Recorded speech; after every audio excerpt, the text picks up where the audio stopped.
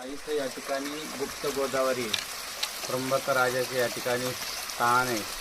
ही गुप्त गोदावरी नर्मदा माईला जाऊन मिळते.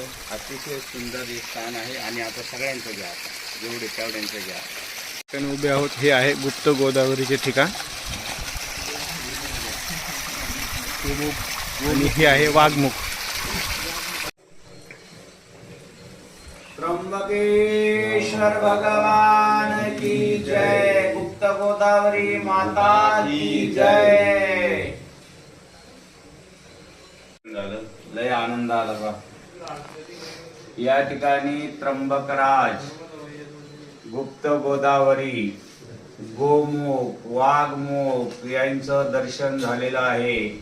आणि आता इथून पुढे मात्र गुप्त गोदावरी नर्मदा माईला मिळते. तिथं संगम आहे.